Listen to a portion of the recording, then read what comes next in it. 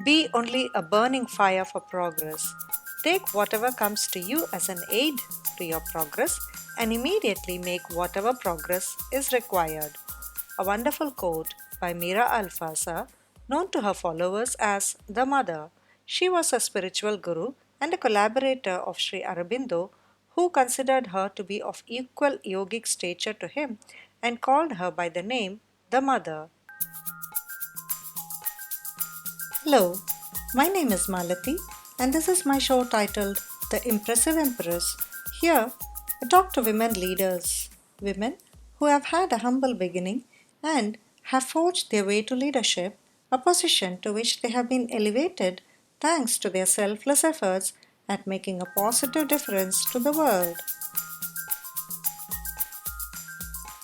Our mind is like a monkey, playing tricks with impulsive, irrational, and at times even destructive behavior. Any excellence that we strive to achieve, the mind becomes our biggest hurdle, and once tamed, it becomes our greatest asset. The tamed mind is capable of direct perception, devoid of memories, beliefs, or colored filters. Truth reveals itself in perception.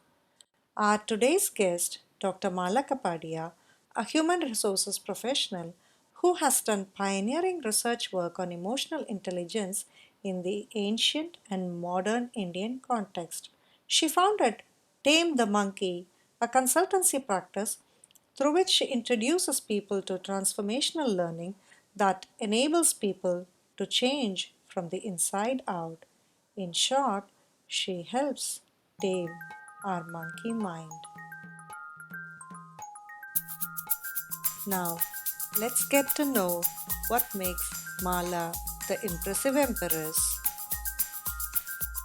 Hello, Mala. Malati Hello, here. Namaskaram. Namaskaram to you. Welcome to our show titled The Impressive Empress, where we talk to women leaders from various walks of life, understanding their inner journey. And as I went through your profile and your website, I'm so glad that I'm meeting someone with the same kind of thought process. Welcome to our show. Looking forward to enjoying this conversation with you today. Thank you, Malati. Let me congratulate you for this idea, first of all. Thank you. Usually, we don't talk of the inner journey, right? People are more interested about the outer world and what all have you achieved and done. Yes. However, as you rightly pointed out, the inner journey is more important. I'm glad somebody is also interested in inner journey. Mala, can you please briefly introduce yourself? Yeah, sure, Malati. I'm Mala Kapadia, professor and doctor both. Born in Mumbai, India.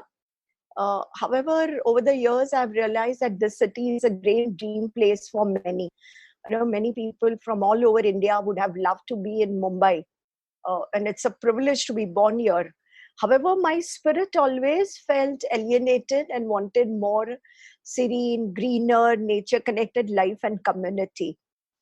Though Mumbai is great for the academic and professional growth, so grateful for that entire journey. However, last 2 years I have chosen to enjoy a phase of life which is called Vanaprastha in India, which is where you are, now taking a back seat, retiring, following your passion more than a career, where your family responsibilities are almost over. So this is the juncture where I am in life right now. And being born in Bombay, naturally my entire education was in Bombay. I'm very grateful to my parents because they put me in a school which was recognized by UNESCO at that time. The school name is New Era. And our model of education was excellent. And I think today what I am is because of my school. Till primary education was entirely in regional language, mother tongue, Gujarati.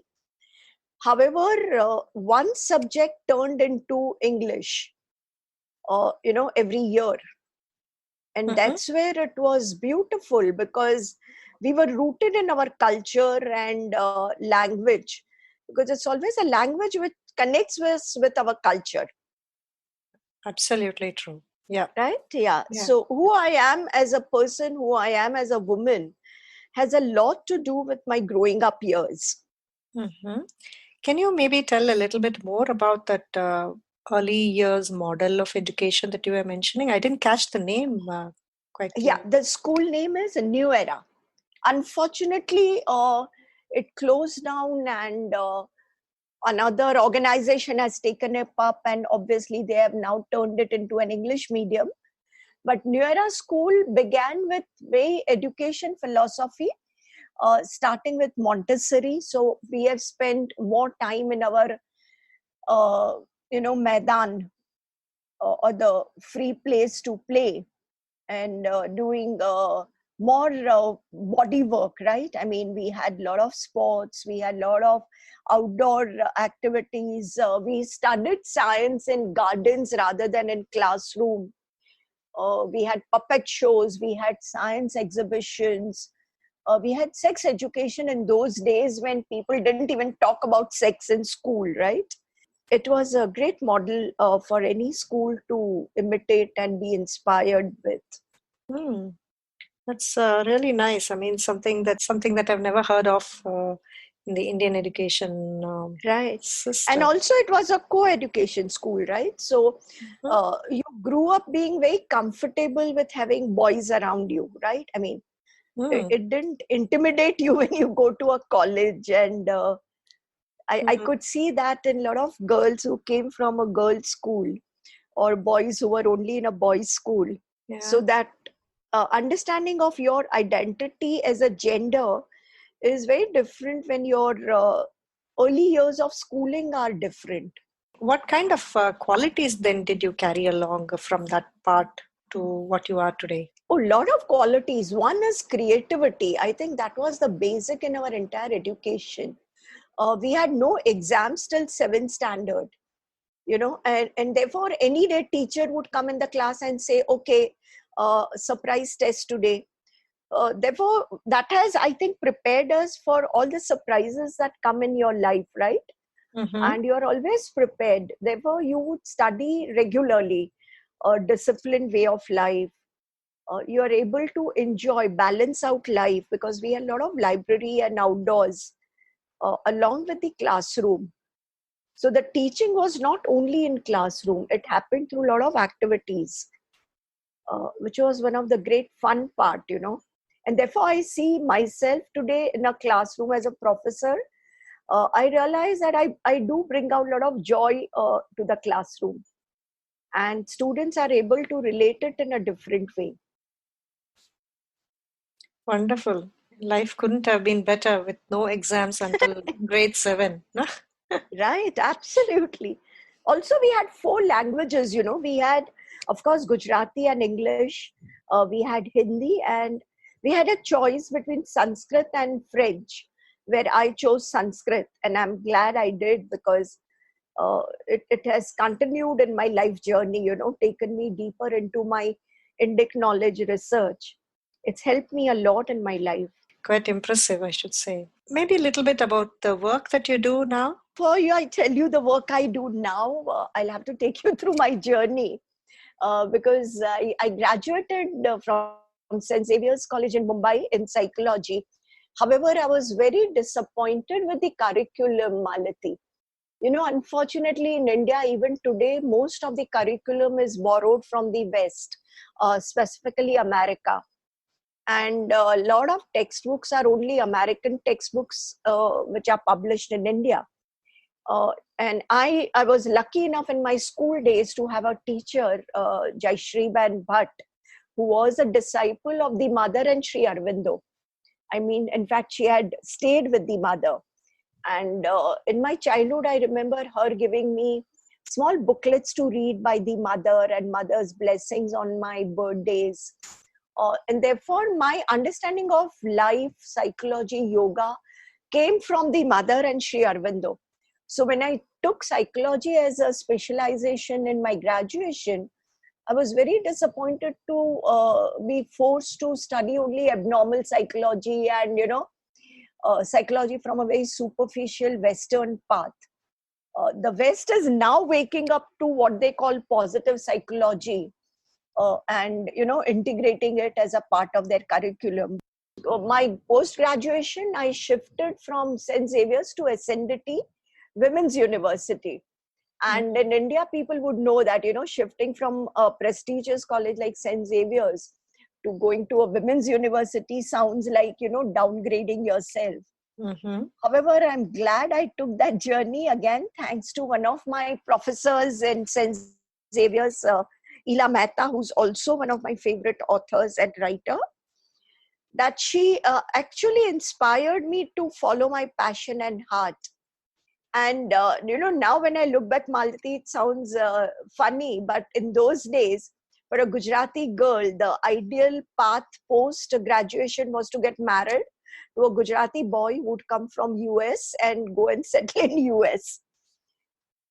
And I'm Yeah. so glad my parents never had that dream for me. Mm-hmm. So I could do my post graduation in Gujarati literature, uh, taught for a year in junior college, did my PhD, and also my PhD guide, Dr. Suresh Dalal, and also the author on whom I did my PhD, Dr. Suresh Joshi. I included psychology because in my life, psychology has never left me, even today. Though I left the official study after graduation. So literature actually made me aware of human nature, understanding relationships and life at a very different level. PhD helped me go deeper, and I integrated psychology in my PhD by giving a thematic apperception test to the author. So even in my PhD days and post PhD, I taught in the same school, New Era School, where I studied. And suddenly one very nice offer came my way. One of our Gujarati writers, the esteemed magazine Femina, you would have heard of it, right? The Yes, Bennett yes. Coleman publication. Yeah. I've read the magazines. Yeah, Very they were nice. coming up with a Gujarati edition. Mm-hmm. So one another Ila Mehta's elder sister, in fact, Varsha Adalja, and she invited me to join there in the editorial team. However, she left within a year, and I was promoted to be the assistant editor. And that took another journey in my life, where being an assistant editor of a women's magazine. However, because it was in a Gujarati language, I had the freedom to, have it positioned in a very different way. Because Femina is otherwise looking in a very stereotyped way of women, right? So there have to be pages on food and parenting and fashion, Yes. very, very little of the expansion of the heart or the brain. Mm-hmm. Uh, so that's where Gujarati Femina, I could position it in a different way, invited a lot of our great writers to write in that magazine, give women a very different view, world view, I would say. Now that I'm a management professor, I can say that was actually creating a different world view. I never realized when I was with Femina that I was doing that. But I think the divine has its own plan, right? It gives you opportunity to grow. It Yes. puts you into crisis, or it puts you into situations, and you learn, right? You get just pushed. It's like as a seed, when you are planted, you think it's all very dark, right? But when the seed sprouts and you come out of the Mother Earth's womb again, you realize that, oh my God, I was being prepared for something greater. Yes. You emerge a shining star. That's true. Very interesting journey that you have, and the extra special work that you did for Femina with the women, and showcasing the women in a different light rather than just fashion and beauty tips and things like that. I enjoyed Femina for those things, but definitely I would have loved to know a little bit more about how women in India had done. Thanks for that work, extra special work that you did. Thank you, Malati. Yeah. So, psychology has always been with you. So, what got you interested in psychology in the first place? Basically, the same question that any child has, right? What is this world all about? What are the relationships? Who am I? Uh, why am I here? What is the purpose of my life? And that's where I was drawn to spirituality from a very young age. Thanks to my teacher, Jayashri Ben, as I said, I got this reconnection with the mother and Sri Aurobindo. And I realized that in India, we have never had Indian psychology, right? Because I realize in my research now, post Femina, let me just continue the life journey, because post Femina, Yes, please. post Yeah. a stint in journalism with Femina and then the Illustrated Weekly, I got this opportunity to work in human resources. And I had no idea what human resources or what management is. But the opportunity came. I started studying again, did my post graduation in human resources through a correspondence course. And I had a wonderful boss who was a good coach and a mentor, both, Mr. Dhawan in Bennett Coleman itself. And it was wonderful to, not to worry about a career or anything, but just learn. And this is what I realized, that when you don't look at anything as a job, but you see it as a role and responsibility, and you're able to take all the challenges that come your way, right? Or even the opportunities that come your way.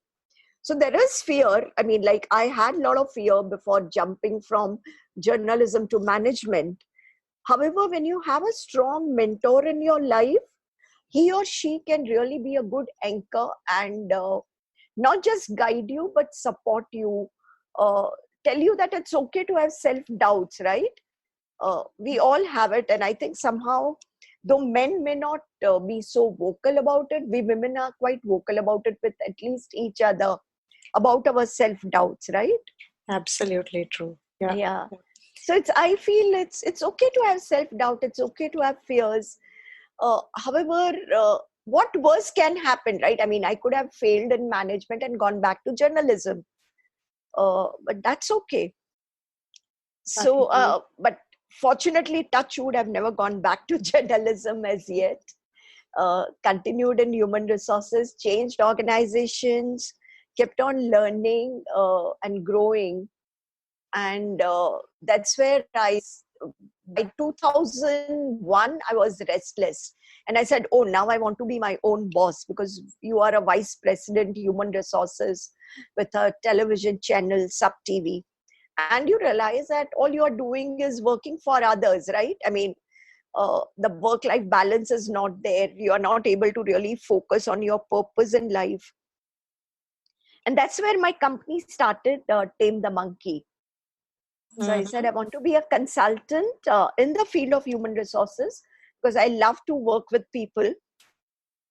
However, Tame the Monkey includes a lot of spirituality, Ayurveda, yoga, psychology work. So deep work that we do with people, not just HR processes and systems, or recruitment, or manpower planning, but working with people at a deeper level to help them become a talent.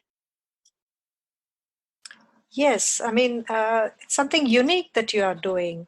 And just now you mentioned that you integrate so many different fields like literature, psychology, neuroscience, management, Ayurveda, yoga, ancient wisdom. I'm reading it out from your website because it's a big list. I Thank you. cannot, it's a big list. I cannot hold it in my head.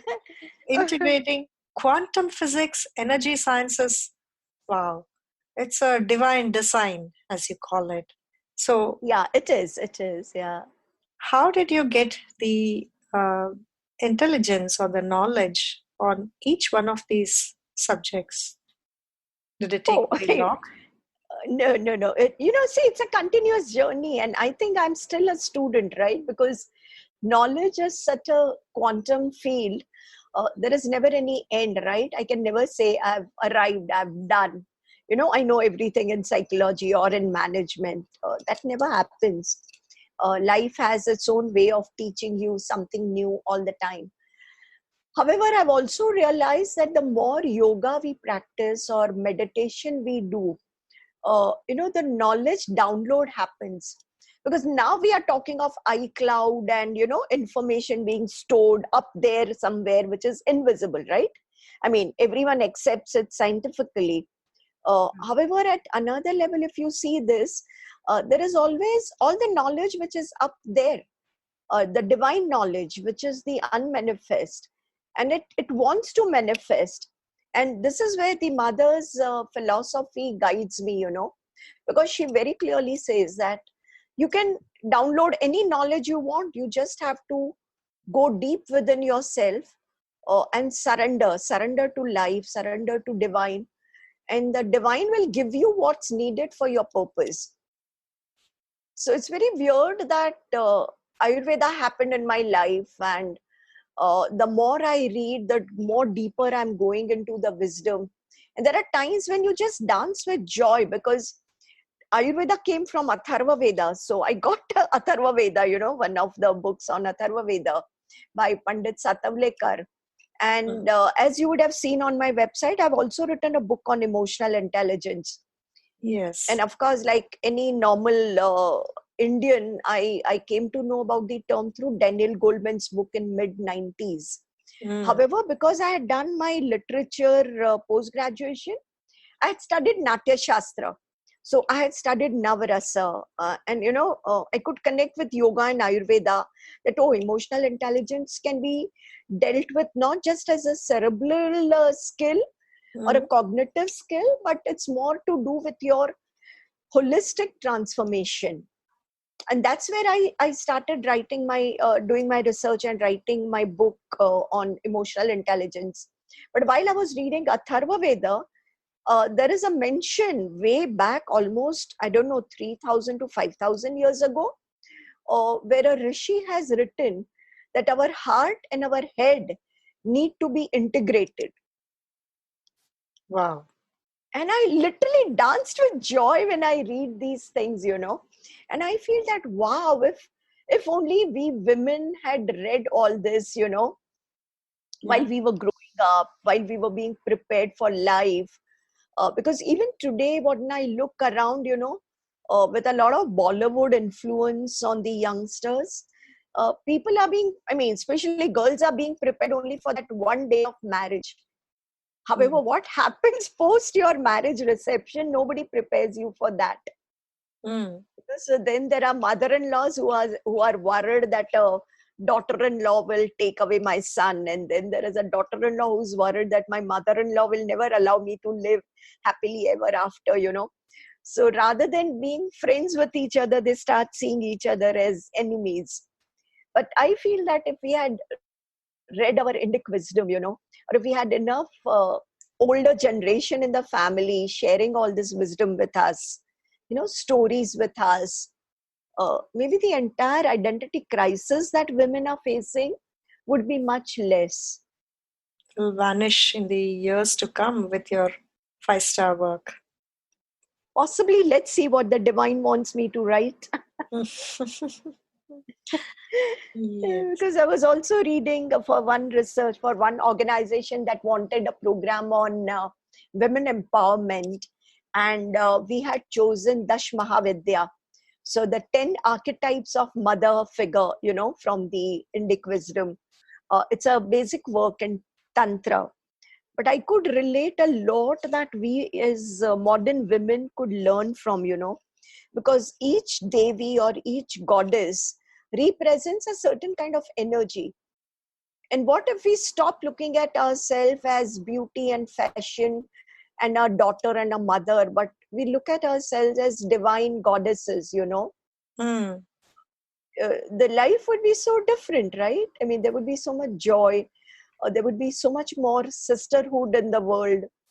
Uh, This is very interesting. I mean, I also do have these kinds of moments, but I would like to hear it from you. It's very interesting. Now, it requires a certain kind of emotional maturity to start thinking of myself as one of the multitude of deities that we have. But what is the process? How do I get there? Yeah, before I I would can say actually start practicing that on a daily basis. right, sure. I mean, basically, I would say, and this is, I do a lot of work with young women, young students who come to me, and I always tell them focus on your breath. Do a lot of breathing exercises because our emotions and breathing is connected. So first calm down your emotions, right? I mean, I've seen young girls, if they break a nail and they have to go for a party, there is a major crisis in their life, that how Mm. do I go for the party now tonight? But You get heavens are false not going nails. to fall. Yeah, exactly. But even false nails, I would say, why go for anything which is false, right? I Yeah. mean, look at how women have been objectified by the entire fashion industry. Everything that we have, I mean, if with the project for us to be a perfect woman is false eyelashes, false nails, high heels, nothing which is comfortable, right? I mean, makeup, waxing. Why Right can't on. we just be we, right? I mean, accept my body, whether I'm fat, whether I'm thin, whether I'm tall, whether I'm short, or whether my hair is curly or straight. you know I am a beauty in myself, whoever I am. Of course, in India, there is aesthetics played a great part, but it was more as increasing your internal beauty and supplementing outer beauty with natural ingredients, right? Not so much being artificial. So I think our identity crisis that's happening because of the fashion industry, we need to shut that out. And Mm. to help that, breathing helps a lot. Mm-hmm. Look at the dolls we give our daughters to play, the Barbie dolls, right? I mean, why should they be all looking very made up and beautiful from a certain perspective? So, the moment we learn to accept everyone as beautiful, right? The life itself is beautiful.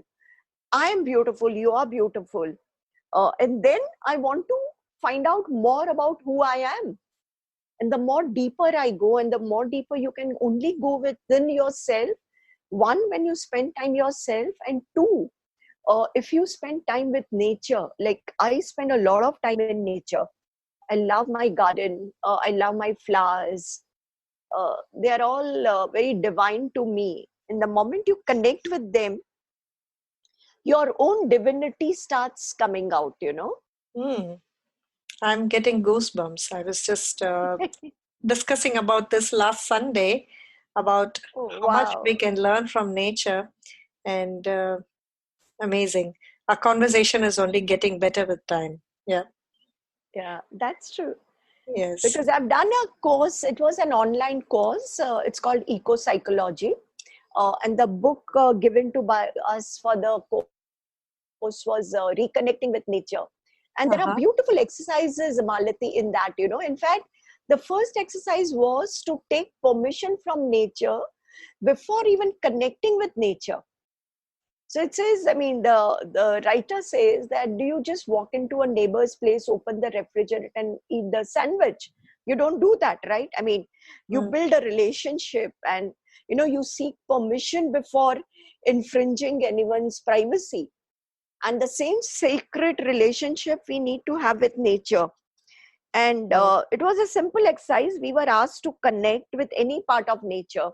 And at that time, I was staying in Bombay, in Bandra. And I mean, it was very difficult to go away to a forest or any such place. So I just looked out of my balcony, and there were nice coconut trees, and I could see the sea little far away and the sky. And I seeked permission. And oh my God, it was an amazing experience, Malati. Mhm. You realize that you are not a body, you are not a mind, you are also consciousness, which is right out there and which is within you. And then every Spirituality. time you connect with those trees, or you look at the sky or the sea, there is a personal relationship now, there is a bond now. It's so nice to hear what you say, but I personally feel that we are all at a very different levels in terms of connecting with the nature. I also get to read that when you were talking about there is a lot to be downloaded from the cloud. So there are people who say that there is a huge ring of knowledge that is constantly circulating the earth, and by constant practice, one can tap into that knowledge and Absolutely. Very get true. it. Very interesting. So you were saying that as women, we are objectified, and if only we understand who we are inside out, then it definitely makes life more worthy and more beautiful. So, of course, I'm in this talk show, The Impressive Empress. I've been talking to women leaders, but I would like to understand from you if this inside out or understanding who I am is something different for the male and the female, or the man and the woman. What are your views on that? it's it's nice that you want to listen to this because I've been talking about it for more than a year now, and actually now working with my some of my male friends on designing a program. We have not yet given it a title, but on male empowerment. You know, there is so much on women empowerment, right? And we think as if women are the only victims and suffering, and they have a lot of problems. However, when you look at life holistically, you realize that men are as much a victim of the stereotyping, right? I'm so So happy you are mentioning this. Thank you. even as a boy, you are being told by your mother and father both that don't boys don't cry. I mean, so they never learn to express their emotions. There is so much taboo on their expressing their emotions freely, or there is so much macho image which is expected out of them, right? So even if they want to deviate from this, it's not possible. They are not able to deviate from these stereotypes, and they are as much a victim as any normal woman would have been a victim. Unfortunately, neither men have been talking about it nor women. So we have not really seen us as human beings, which means that we both have masculine energy and we both have feminine energy. It's just that you are born as a gender, but also you get groomed. Your entire social upbringing happens as a gender and not as a human. So there is so much unlearning that we both have to do, and there is so much new learning which we need to do. We were just talking of emotional intelligence, right? And emotional maturity, as you mentioned. Mm. And what I see these days in my students, because I teach at an MBA global college, and I realize that a lot of boys are showing sensitivity, emotional intelligence. They are able to cook. They are taking good care of their friends who are girls, not in a flirtish or a wrong way or exploitative way, but a genuine concern for the friends. While I unfortunately also see a lot of girls being manipulative, taking advantage of the emotions of these boys. Uh, a very common trend is I don't know how to cook and I don't even want to learn how to cook.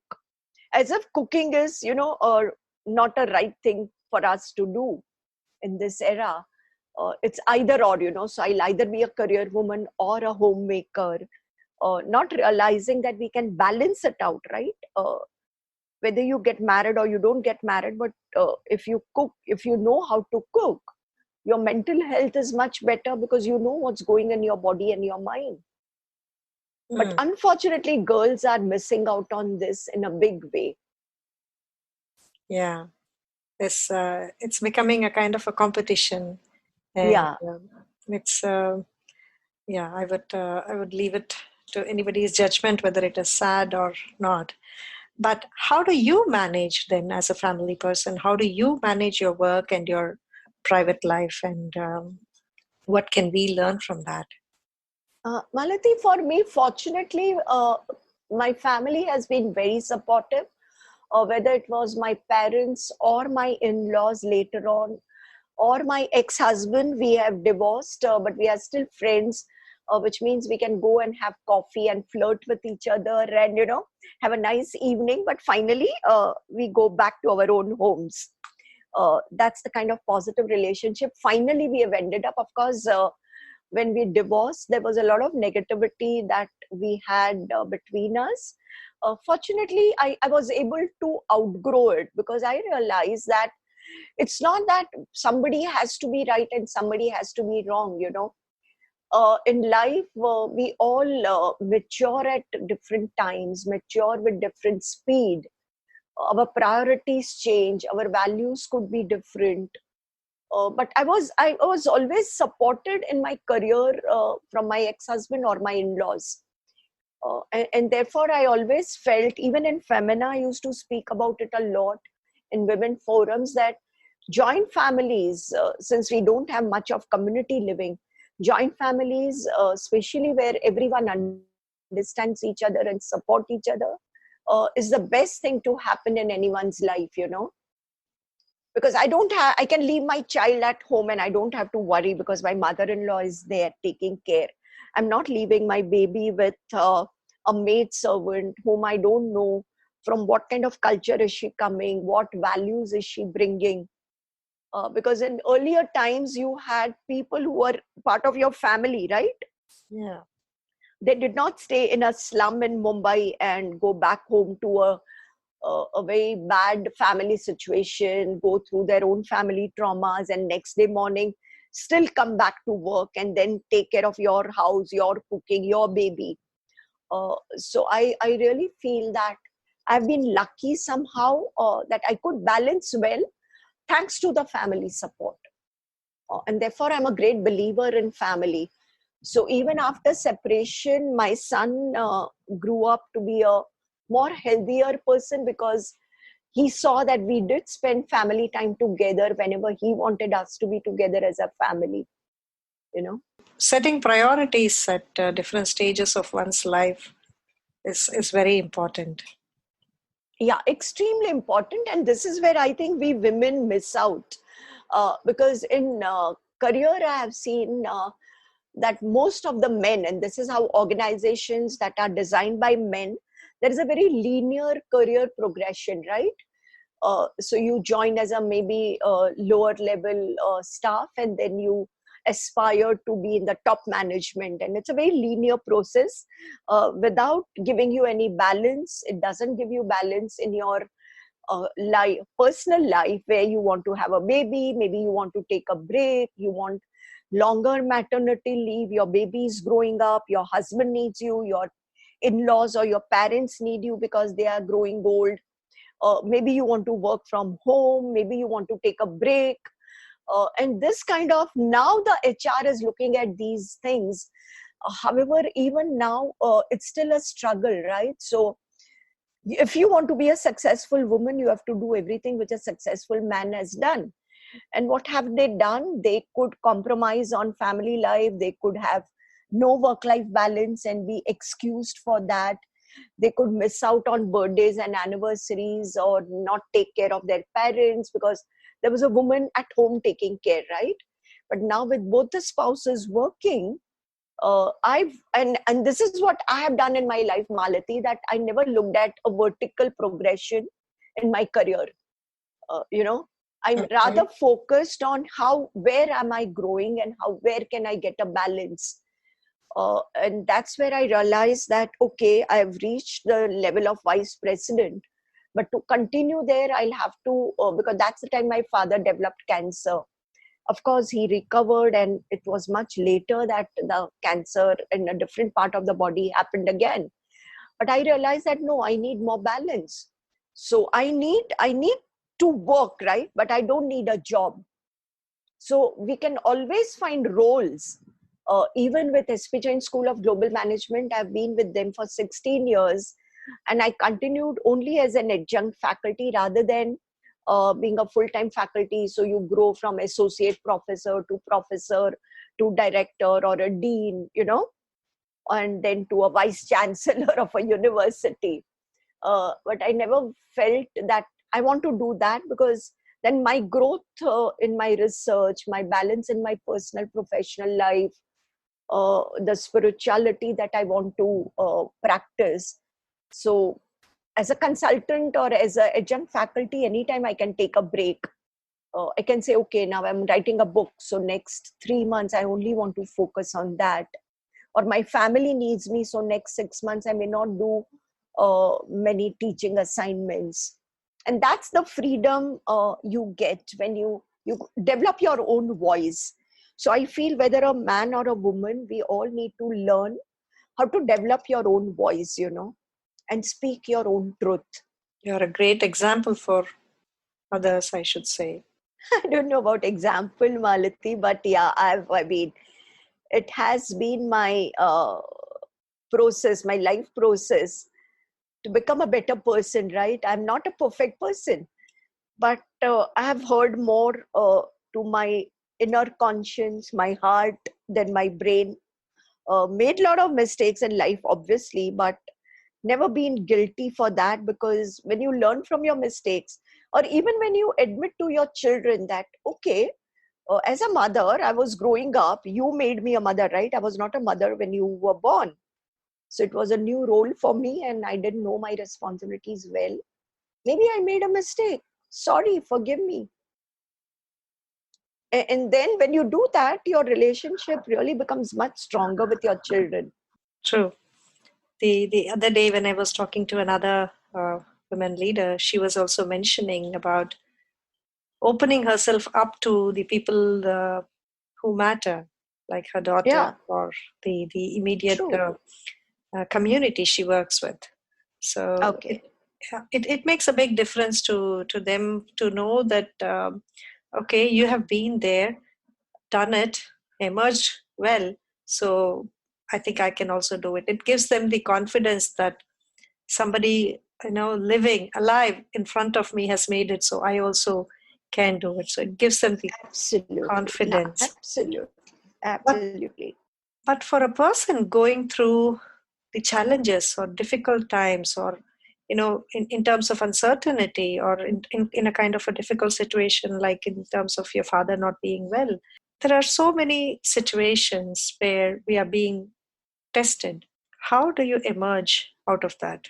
I think that's not very difficult, because we need to really learn to be in a moment, right? So when my father's cancer was diagnosed, I was in Coimbatore attending a conference, and I had just come back, and he was waiting to share this with me, that I think it's going to be positive. And the next day it was diagnosed to be positive. It's okay, it's a challenge, but fortunately I can say that for me, my role model, apart from my father, of course, was my role model, but my role model for life has been both my grandmothers, who dealt with life's challenges beautifully, and also my mother, who prepared me for death as a reality, and celebrate death rather than take it negatively. So going back to my both my grandmothers, my father's mother became a widow at a very young age. Uh, However, she managed to take care of the family, got the sons married, and once they were married, she had one daughter, three sons. She would come to our house, but she was very clear that this is this son's house, this is this son's house, this is this son's house, and her home was separate in the village. And I never saw her, imposing herself or her way of life on any of the daughter-in-laws. And also with us, she would be more talking about values and life and storytelling rather than preaching, So that helped me look at her as a very poised woman, very graceful woman. And also my mother, she was very intuitive, and when she realized that her time is near. She was very young, in fact, but she wrote a long letter to me and my sister. We are only two sisters, about the do's and don'ts post her death, and what she expects out of us as daughters, and how she wants us to. Like, she asked me to tape Rag Darbari because she's into classical music, And she said, when I'm breathing my last, you play this, And I said, Mom, if, you were breathing your last, I would rush for a doctor. And she said, no, don't rush for the doctor. Play the music. And I think that's the greatest lesson that any mother can give to a daughter, right? Beautiful. And what did you finally play the music for her? I did, but unfortunately, she was not in her body. Of course, she was around. Her soul was still in the room. I could feel that because she left us in her sleep, So early morning, Papa called me and I reached, and the first thing I did was that I played the music because I had promised her. So I had to do it, right? Yeah, it's, I mean, like you said already, it is these moments in life that teach us so many valuable lessons. Yeah. Absolutely. Absolutely. I would like to now move on to something that's very dear to so many people. Would you call yourself a successful person today? I don't know what a successful person is. But yeah, if you ask me, I'm a satisfied person. Because if I look back at my life journey, I'm happy about where I am right now and who I have become, And I'm still to discover what will unfold, right? I mean, the Mala Kapadia that you are speaking with right now, I'm not a final product. I don't know what's going to unfold from me in coming years. But yeah, I like the person I have become because I was very shy, very introvert, a very cranky person. I never had a voice, not assertive, you know. But somewhere very clear about the inner purpose and inner journey.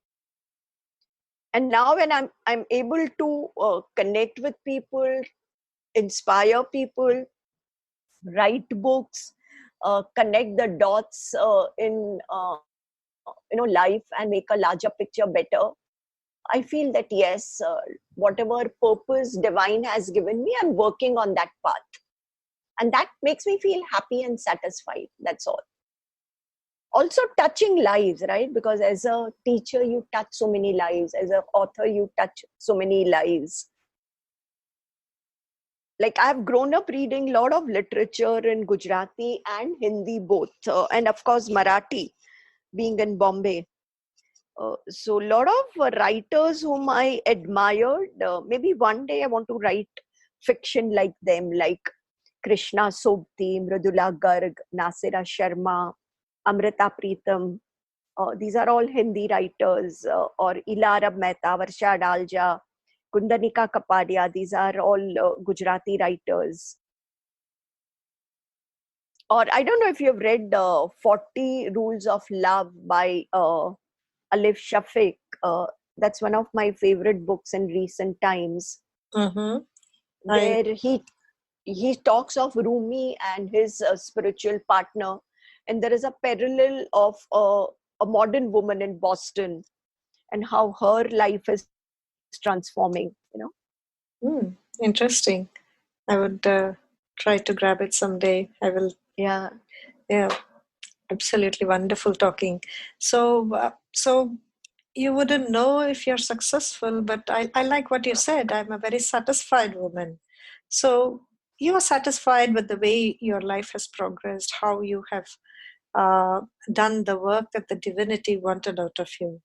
Did I catch your phrase correctly yeah, there? Yeah. that's true. That's true. That's true. Okay. So, what are the traits that you think have brought you to where you are today and you're able to give back to the society the way that you're giving back?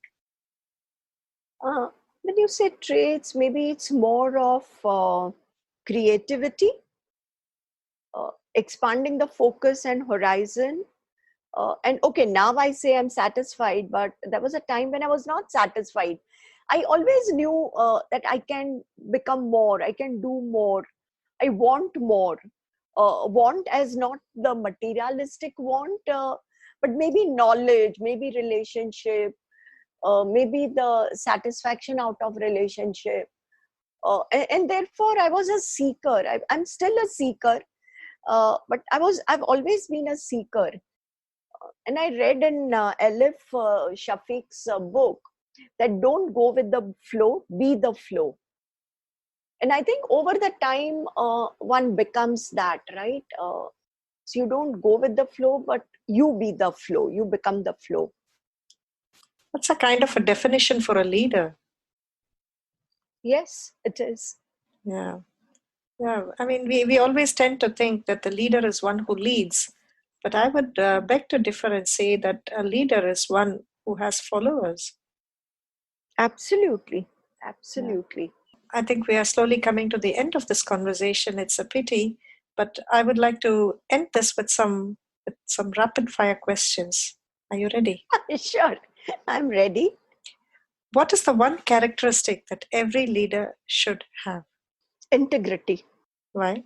Because that makes you credible, right? If I don't have integrity as a leader, like how we say in our Indian wisdom, manasa vacha karmana, I should be the same person because I'm saying something and I'm doing something. And unfortunately, this is the biggest leadership gap that we have today at many levels, whether political, social, organizational, cultural, religious. So integrity to me is the more critical ingredient for a leader. Mm. What is the one behavior or trait that derails a person on the ladder of leadership? Lack of emotional maturity. What is the most significant barrier for a woman to assuming a leadership role for impact? Thinking of herself as a woman. Okay, could you Think please elaborate? if she thinks of herself as a talent, right, as a gift that she's bringing to the organization where she wants to become a leader, then she will become a leader. But I think her own self perception, self belief, uh, or lack of self belief becomes the biggest barrier. Where do you get your best ideas from? Oh, as I said, from the sky, from the akash, Okay. unmanifest. Yeah. It Have them actually down. happens, it really sounds magical. But when you just get into this zone of not even thinking, you're not even thinking, you just go blank, right? You are sitting and doing nothing. And that's such a beautiful thing. And that's the time when suddenly either something from the height comes into you or something from within you starts sprouting, as a new idea, as a creative connection, connecting the dots. Hmm, true. It's magical for those who have experienced it. Yeah, very Yeah. true. Very true. And what would be your advice for someone who want to start along the lines as you are? Advice is difficult because we never listen to anyone else's advice, right? So I would stay away from giving an advice to anyone. Okay. But it's Suggestions? it's yeah, it's more like a suggestion, right? Okay. So because I mean, I've learned this from my son. He always used to tell me that be like a Google map. The Google map never forces you to take a lane, right? It only tells you that maybe this is a less traffic area. So as a parent, you should learn to be like a Google map. So as a leader also, I feel that if I want to inspire someone to be themselves or to be their best self, I would say trust yourself.